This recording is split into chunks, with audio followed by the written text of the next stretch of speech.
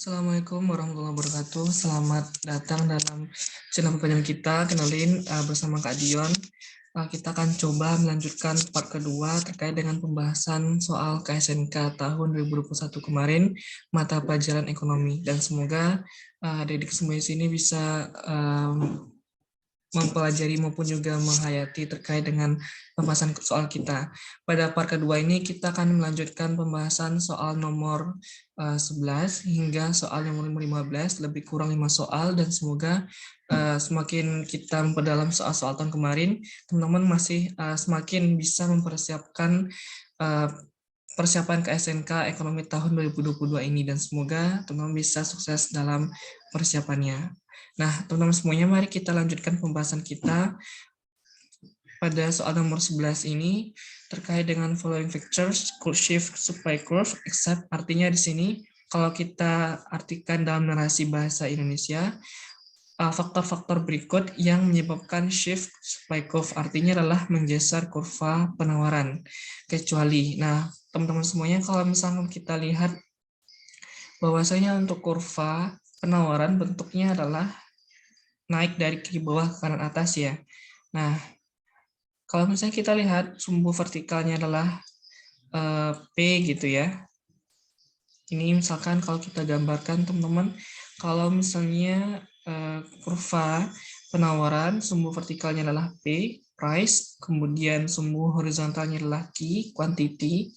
Nah, inilah bentuk kurva penawaran, yaitu S disimbolkan dengan supply, yaitu S. Nah, hubungannya adalah kalau misalkan kurva penawaran atau penawaran, yaitu sejumlah barang yang ditawarkan oleh produsen. Jadi kalau misalnya penawaran kaitannya dengan produsen pada berbagai tingkat harga dan jumlah barang yang ditawarkan. Nah, untuk hukum bunyi hukum penawaran, yaitu semakin tinggi harga, maka semakin tinggi jumlah barang ditawarkan. Misalnya kita notasikan P1 ke P2. Ini Q1, ini Q2.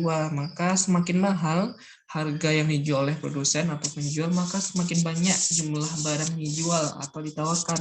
Inilah hukum penawaran. Maka bentuknya adalah upward sloping atau naik dari kiri bawah ke kanan atas. Berbanding terbalik dengan bunyi dengan hukum permintaan ya, kurva permintaan, yaitu dia bentuknya lah downward sloping atau menurun dari kiri atas ke bawah, yang bunyinya ketika harga semakin mahal maka jumlah barang yang minta konsumen akan semakin lebih sedikit. Nah, inilah perbedaan antara permintaan dengan penawaran. Nah, faktor-faktor berikut yang menggeser kurva penawaran kecuali except, yaitu kalau misalkan kita lihat menggeser yang bukan, ya misalnya harga masukan, berarti ini masih harga barang lain terkait benar. Perubahan referensi, nah kita keep dulu ya, perubahan teknologi ini benar.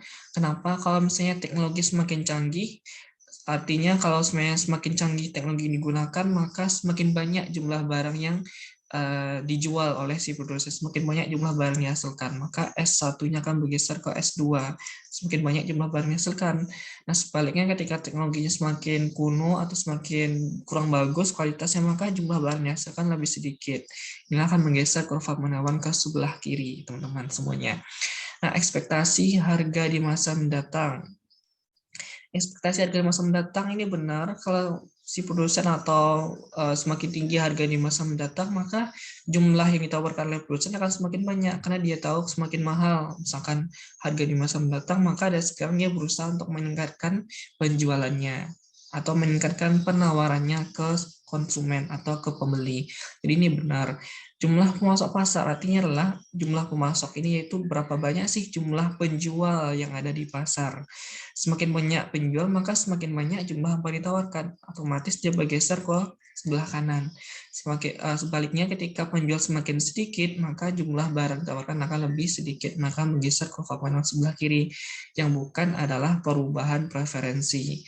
Perubahan preferensi ini perubahan preferensi yang dimaksud adalah konsumen. Kalau konsumen lebih doyan makan atau seleranya naik, maka dia permintaannya naik. Jadi ini nggak ada hubungan dengan penawaran, tapi perubahan preferensi hubungannya dengan permintaan. Nah, ini hubungannya dengan permintaan, bukan tawaran. Seperti itu, teman-teman semuanya. Gampang ya untuk pembahasan kita ini. Nah, mari kita lanjutkan ke soal nomor 12. Sumbu vertikal dan horizontal kurva marginal efficiency of capital atau kita singkat dengan MEC menunjukkan. Nah, kalau misalnya kita gambarkan dalam sebuah kurva, teman-teman, bentuk dari MEC itu dia ada dua kurva, dua ini ya, sumbu ya. Sumbu vertikal yang tegak ini yang ditanyakan atau sumbu horizontal yang datar ini. Nah, bentuk dari kurva MEC ini adalah sama seperti kurva permintaan. Dia menurun dari kiri atas ke kanan bawah. Kita pisahkan dulu, dia ada kurva sebenarnya. Pertama, kalau misalnya kita tuliskan, kita ke bawahkan ya, biar teman-teman bisa melihatnya. Nah, kita pindahkan ke sini ya. Nah, ini nomor 12 kita pindahkan ke sini.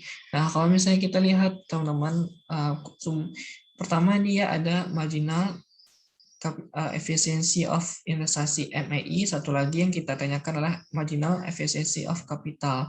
Artinya adalah pertambahan modal. Marginal itu artinya adalah pertambahan. Setiap marginal arti biasa kita artikan adalah pertambahan. Efficiency of capital, modal.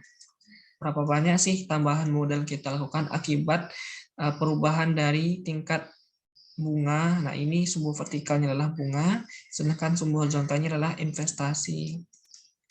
Jadi ini adalah investasi. Semakin tinggi bunganya di sini ya, semakin tinggi, semakin rendah jumlah investasi yang kita hasilkan. Artinya bunga ini adalah harga sebenarnya. Kalau misalnya kita pinjam meminjam, semakin tinggi bunga, maka kita kewalahan untuk membayarnya. Nah, sama seperti dalam investasi atau permodalan. Ketika bunga semakin besar yang dibebankan kepada si investor atau pengusaha, maka dia harus bayar lebih banyak. Artinya adalah jumlah investasinya akan berkurang atau penanaman modalnya akan semakin lebih sedikit. Nah, di sini hubungan dalam marginal efficiency of capital itu menghubungkan antara tingkat bunga yang dipengaruhi investasi. Investasi dipengaruhi tingkat bunga, semakin tinggi tingkat suku bunga, maka semakin rendah investasi, dan sebaliknya. Maka bentuknya adalah downward sloping ya, menurun dari atas ke bawah. Misalkan suku bunganya 5%, maka katakanlah investasinya 2 miliar. Ketika bunganya turun 3%, maka semakin meningkat dia, jadinya 3M kayak gitu. Maka di sini kita lihat hubungan timbal balik, hubungan berbeda antara tingkat suku bunga dengan investasi yang menghubungkan, sedangkan yang lain tidak bagian dari marginal efficiency of capital. Seperti itu teman-teman kalau kita bahas nomor 12. Gampang ya. Nah, kita coba lihat bahas soal nomor 13. Semakin besar, sebagian besar penduduk di wilayah bagian utara hidup dalam berburu binatang. Sedangkan selatan hidup dalam mengambil kayu. Nah, kegiatan ini disebut dalam ilmu ekonomi sebagai kegiatan ekstraktif. Artinya adalah mengambil langsung dari, maaf nih tulisannya ya, langsung dari alam. Artinya adalah kegiatannya langsung diambil dari alam. Misalkan ada kayu yang diambil untuk membangun rumah, kemudian ada tanaman-tanaman yang dikonsumsi atau dilakukan untuk produksi dan sebagainya, itu termasuk dalam kegiatan industri ekstraktif, kegiatan ekstraktif atau mengambil langsung dari alam. Sedangkan industri itu mengolah gitu ya, menjadi dari bahan baku dari alam, kemudian diproses hingga barang jadi dan setengah jadi. Ini memproses. Agraris pertanian aja, jasa ya ekstraktif itu mengambil langsung dari alam. Sedangkan perdagangan berarti hubungan interaksi yang terjalin ya terkait dengan perbedaan orang, itu membuat dia kegiatan yang dilakukan untuk jual beli biasanya terkait dengan perdagangan. Nah, kita lanjut soal nomor 14. Ini terkait dengan kurva penawaran. Masih kita bahas terkait dengan materi penawaran atau supply. Nah, penawar masker menunjukkan banyak masker yang akan dijual pada berbagai tingkat harga. Benar. Berikut ini pernyataan yang tidak tepat sehubungan dengan kurva penawaran ini. Nah, kalau yang A, kurva penawaran pasar masker merupakan penjumlahan secara horizontal dari kurva-kurva penawaran masker individu. Nah, benar kalau kurva penawaran pasar berarti gabungan dari beberapa penjual yang ada di pasar. Penjual A, B, C, dan sebagainya itu kita katakan jika jumlahkan semua penjual yang ada, maka kurva penawaran masker di pasar kayak gitu. Yang B, jika terjadi penurunan harga masker ceteris paribus, maka jumlah masker yang ditawarkan juga ikut berkurang. Ini benar ya, sesuai dengan hukum penawaran. Ketika harga semakin rendah, maka jumlah barang ditawarkan semakin lebih sedikit atau dijualkan semakin lebih sedikit. Yang C, kurva penawar masker memiliki slope yang positif, benar, seperti yang kita pelajari ya teman-teman. Inilah price, ini kemudian quantity, bentuknya slope-nya positif. Nah, yang E, jika harga kain turun, ini nggak ada hubungan. Produksi masker akan meningkatkan produksinya sehingga jumlah penawar masker meningkat. Akibatnya kurva.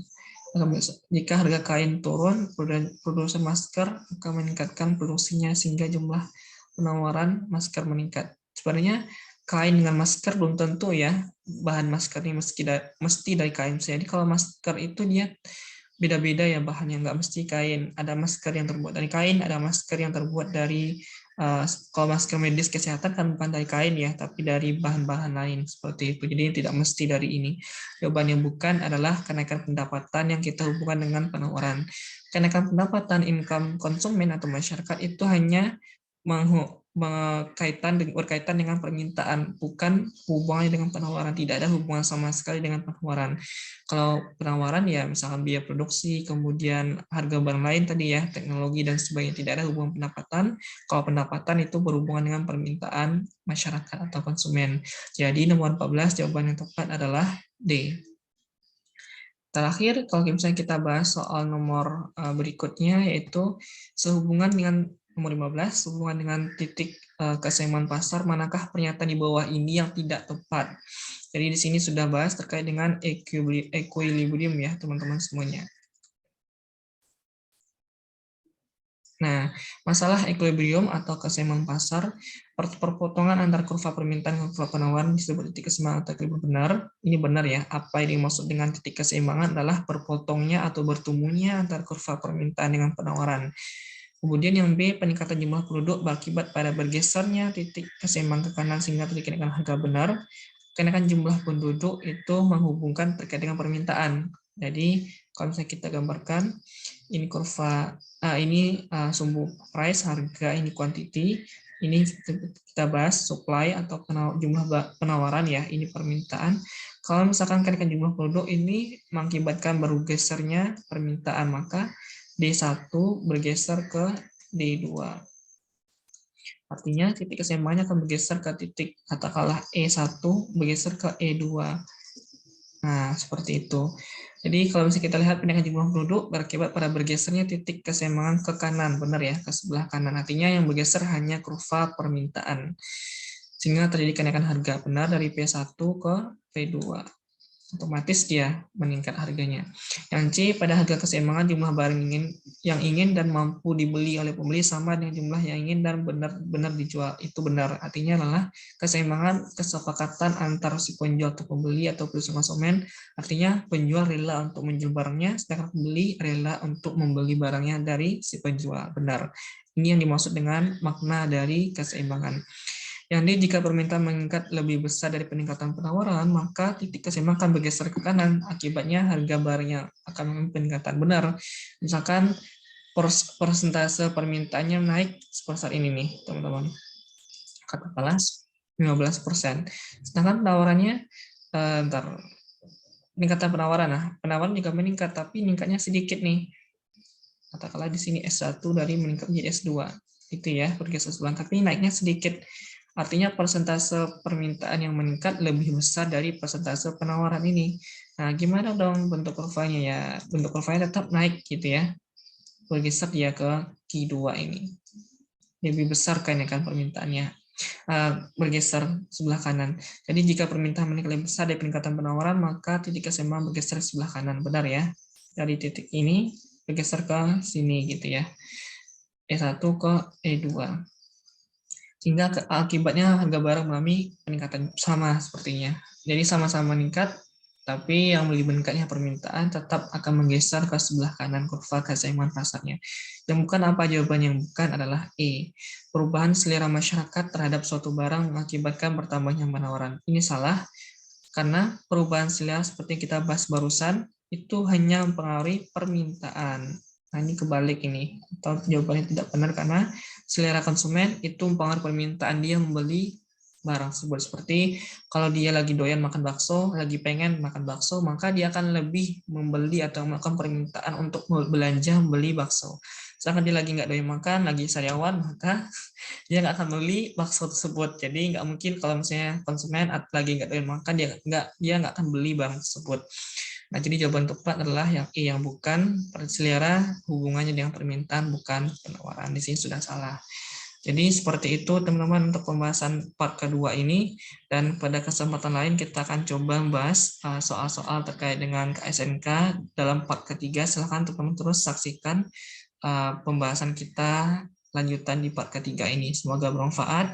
Mohon maaf atas segala kekurangan. Semoga dalam pembahasan ini teman-teman bisa lebih bisa mendalami terus ya pembahasan kita. Dan selamat belajar, sampai jumpa. Assalamualaikum warahmatullahi wabarakatuh.